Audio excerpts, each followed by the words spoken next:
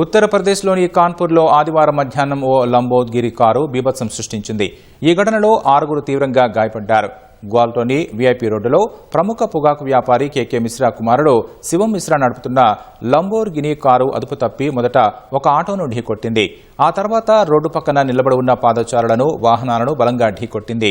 ఓ royal Enfield బైక్ను ఢీకొనడంతో దానిపై ఉన్న వ్యక్తి సుమారు 10 అడుగుల ఎత్తుకు ఎగిరి కింద పడ్డాడు. కారు ఆ బైక్ను కొంత దూరం ఈడ్చుకెళ్లి ఒక విద్యుత్ స్తంభాన్ని ఢీకొట్టి ఆగిపోయింది. ప్రమాదం జరిగిన వెంటనే స్థానికులు కారును చుట్టుముట్టారు. ఈ క్రమంలో డ్రైవర్తో పాటు ఉన్న ప్రైవేటు బౌన్సర్లు అక్కడున్న వారితో దురుసుగా ప్రవర్తించడంతో ఉద్రిక్తత నెలకొంది. సమాచారం అందగా పోలీసులు అక్కడకు చేరుకుని కారును సీజ్ చేశారు. కారు నడిపిన వ్యక్తిని అదుపులోకి తీసుకున్నారు. నిందితుడు బడా వ్యాపారవేత్త కుమారుడు కావడంతో పోలీసులు అతన్ని మద్దతుగా వ్యవహరిస్తున్నారని బాధితులు ఆరోపించారు. గాయపడిన వారిని సమీపంలోని ఆసుపత్రికి తరలించారు.